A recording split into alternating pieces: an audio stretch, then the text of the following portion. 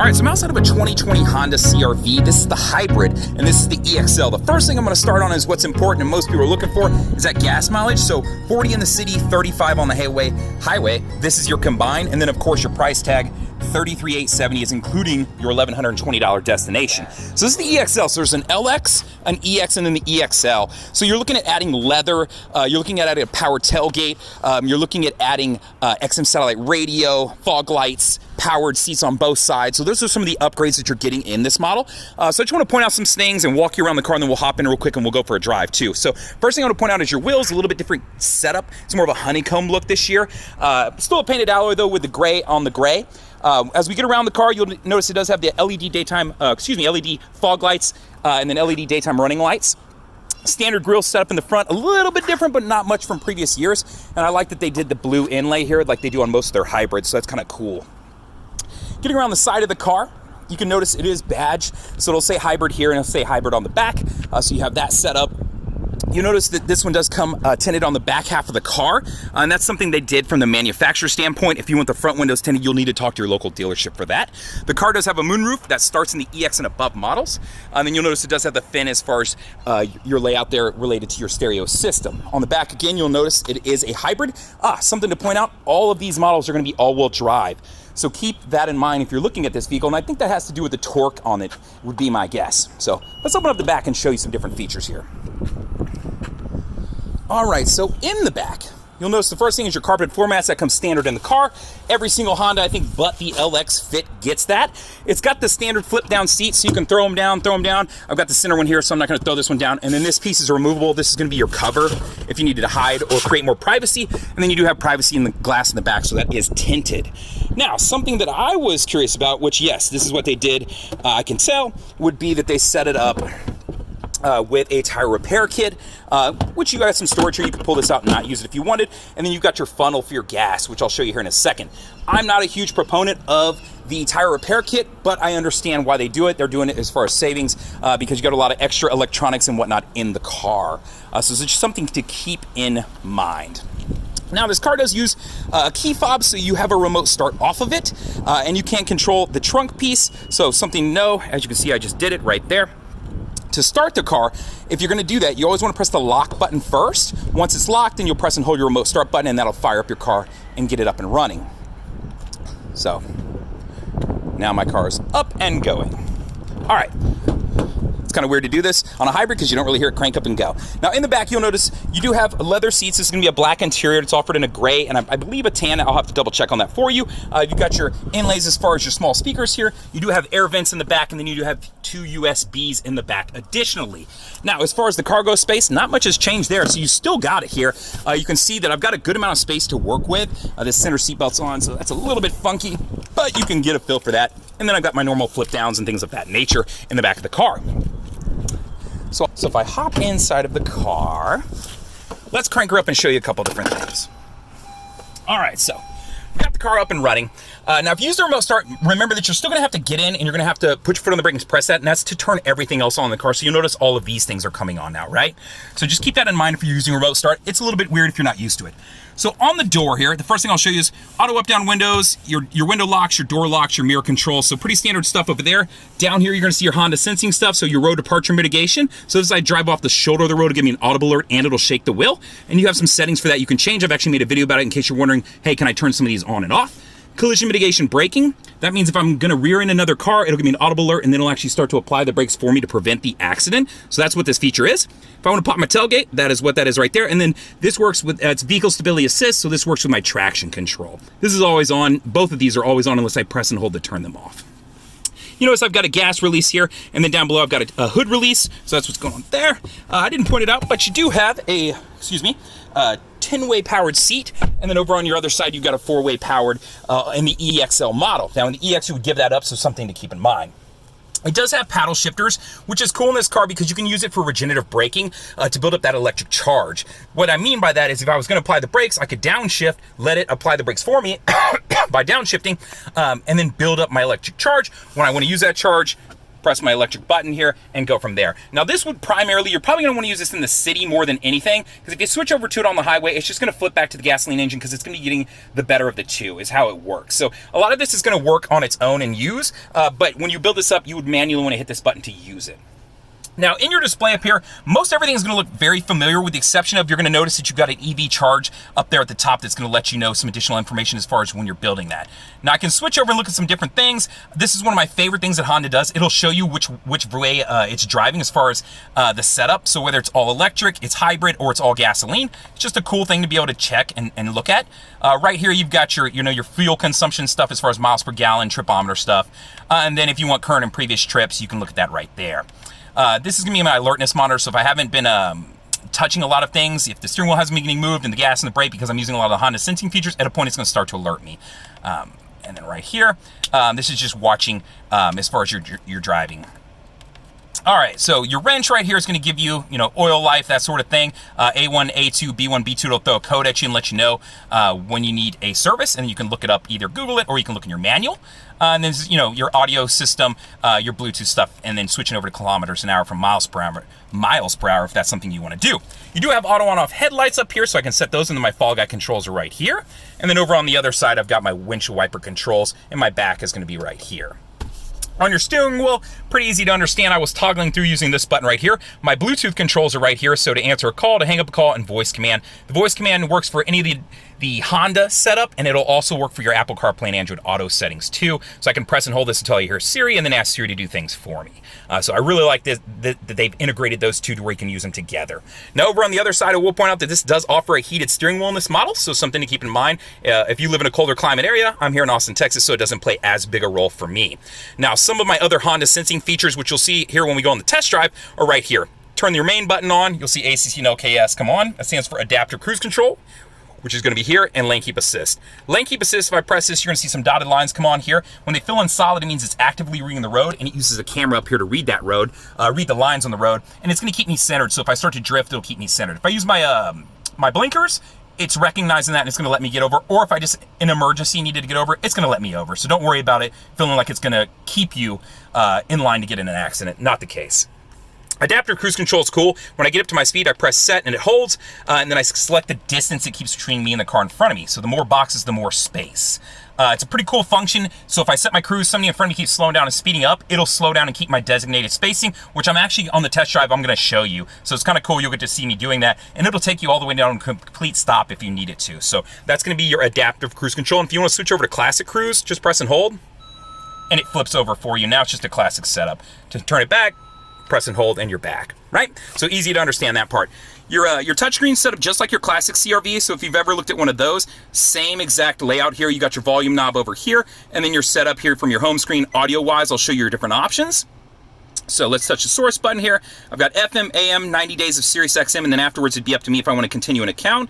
I've got USBs that I can plug into, so I've got two of them right here and right here, so that's a little bit different from having one here and then one buried in there, which they previously did. And you've got a power outlet in there too.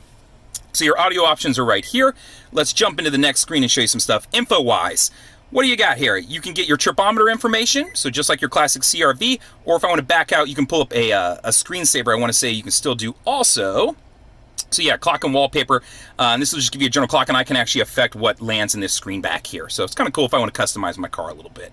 HondaLink is a really awesome feature. What it's set up for is it gives you different options, and if you go to HondaLink.com, it'll show you per trim level of any car that you look at, what it offers as far as like being able to start your car from your phone, or being able to do the door locks on your phone. But keep in mind, they give you free trials, but some of these are going to be things you're going to have to pay for monthly. So it is a subscription. But every Honda gets one free setup, and that is that if you get in an accident, you can set up to automatically call 911 for you if your airbags deploy. So what they'll do is first Honda will call you if they see the airbags deploy. If you don't answer, they'll recognize the GPS on the car, and they can call 911 and send someone out there to protect you or keep you safe or keep you alive. So really cool feature. Use that. How to use that? When you set up your first phone, you would just set it up for Bluetooth. It's going to prompt you with that. So I would connect up, and then it's going to ask me a couple things. Do you want to give it access to this and this? The last question will be, do you want to set up Honda Sensing, or excuse me, the Honda Link, and it'll give you a little bit of info on that. So just select yes. So not hard to do.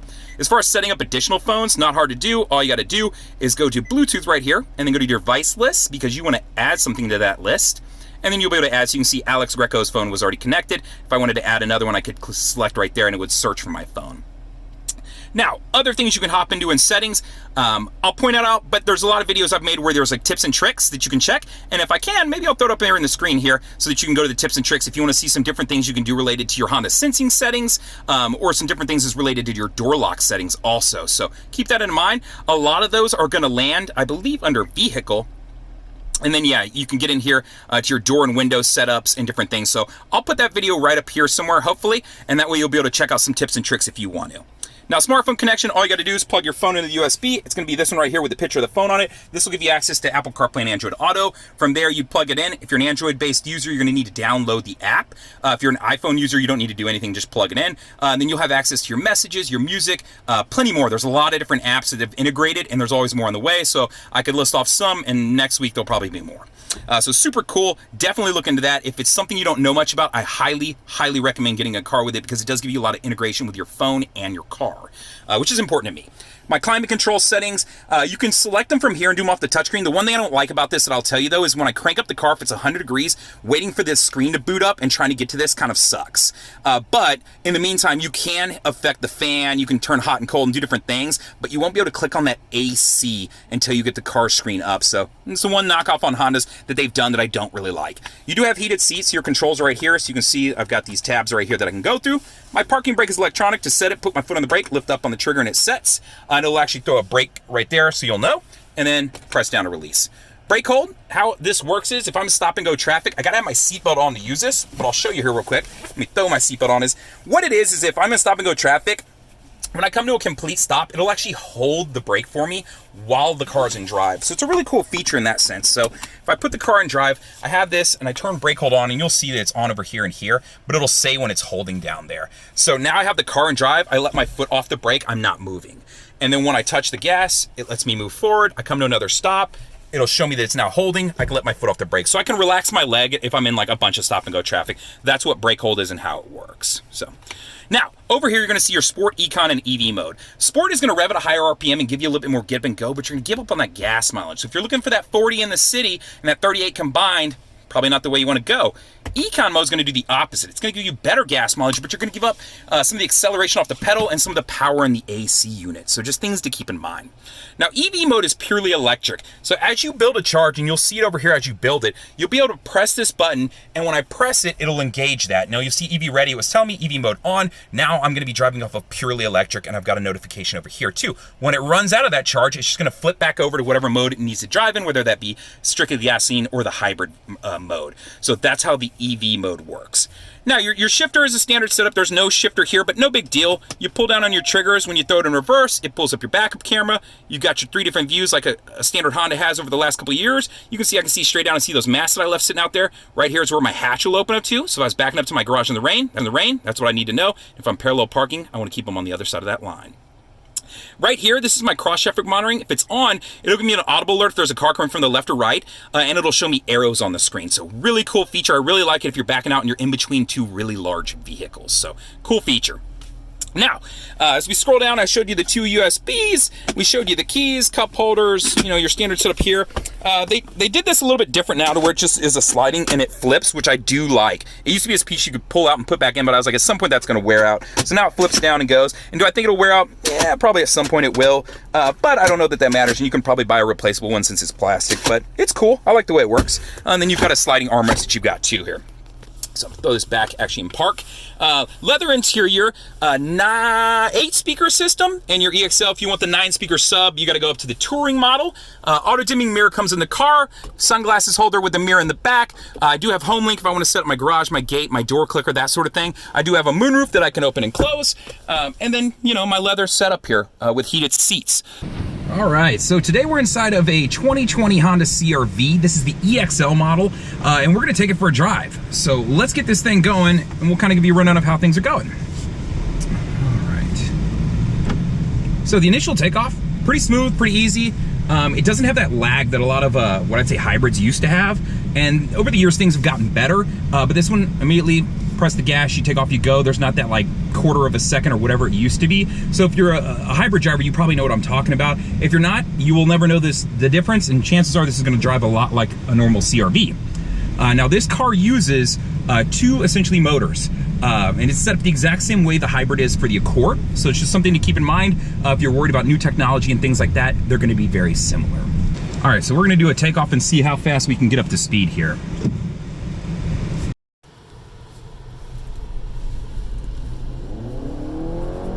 So you can hear the rev of the CVT. It's building. There's a little bit of lag there. I'm at 60 now. So, same way like most hybrids are, it revs up with that CVT, you can hear it get real loud, and then it's gonna kind of rubber band it and pick up and go. Doesn't have quite as much pick up and go as I would like, but you know, for the average person who's driving a hybrid, this probably isn't that big of a concern because you're more concerned about gas mileage consumption, things of that nature, and maybe miles per gallon versus, you know, hey, my takeoff and go. Now that was me doing it at a normal setup, right? So you have different settings on here. You've got an eco mode, you've got a sport mode, and then just the all electric mode. The all electric mode is not gonna play a role for what we're doing right here, this test, but I'm gonna switch over to the sport mode, and that way we can see how this works. So let's give it some gas here and see if that, a little bit more pickup. You can probably hear the CVT, you know, yelling at me there. I definitely got up to 60 a lot quicker that time. So the sport mode actually did make a difference. I'm surprised. A lot of times I feel like some of that stuff, it revs at a higher RPM when you're using the sport mode, but you know, in a lot of the Hondas, I don't notice as big of a difference. There's something there, but not much. This one, even I noticed it, and this is my first time driving it, so that's pretty cool. So something to keep in mind, if you're using the sport mode, you are gonna give up some of your gas mileage, but you are gonna get a little bit more takeoff and go and things of that nature. So if that's something you're concerned about, know that you have that option available to you. All right, so we're up to 67, and I want to test a couple of Honda sensing features. So the first one I'm going to try out is going to be the lane keep assist setup. So I've got lane keep assist set up. It is actively reading the road. Let's start to drift a little bit out of my lane and see if it pulls me back. There you go. It's keeping me centered and centered at. So I'm hovering my hands over the steering wheel, and it's actually keeping me centered in my lane as we drive down the highway. So this feature I've always thought worked pretty well in the previous Hondas, but it's working great here. So no hands on the steering wheel. I am hovering. It did just tell me steering required here, so it's giving me an alert, and that makes sense because we were merging off of a lane. The next thing I want to try out is going to be the adaptive cruise control. So let me get up to 70 here and see if we can get behind somebody. And then I'm going to set my distance.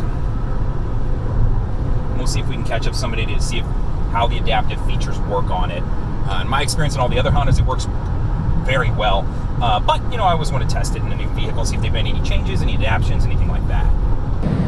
All right, so I'm coming up actually on a van in front of me, and I've got it set pretty good distance, and it's actually starting to slow me down. So I'm dropping down to 60. It's keeping my spacing. I'm switching lanes. It's following. I'm still behind the guy. I'm slowing down to 50. So it's actively reading the car in front of me and slowing me down. So it's doing great. Yeah, taking me even further down. Keeping my distance. I'm down to 2018. So this will take you all the way down to a stop, which is really nice, that it has that low speed follow setup. So if you're looking at this vehicle, something to keep in mind, it does offer that option. All right, so let's see if it'll let me merge, and it'll take me back up to my speed here.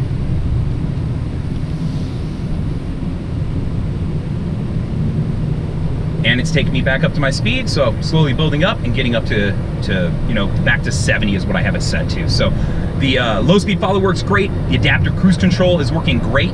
Lane keep assist works great. I haven't, you know, used the road departure mitigation, but we're not going to drive off the shoulder of the road to find that out. I don't want to test that feature today, or the collision mitigation braking, which would be part of that Honda sensing feature suite. So these features work great on the car. What can I say? Quiet ride, pretty smooth. Both of those never been a huge issue for me in this vehicle. The takeoff, it doesn't have quite as much go juice as I like. The sport setup does have a little bit more, so I do really like that portion of it. And then the rest of the CR-V is set up just like the standard CR-V, which I love this vehicle. I think it offers a lot. So if you're looking at one and you're looking for a little bit better gas mileage, but you still want a safe vehicle, something that's not huge that you can park around town and actually be able to use as a functional, you know, vehicle, I think this is a great option. You just have to decide, is it worth the extra money to spend to buy a car that's a little bit more expensive and get that hybrid setup?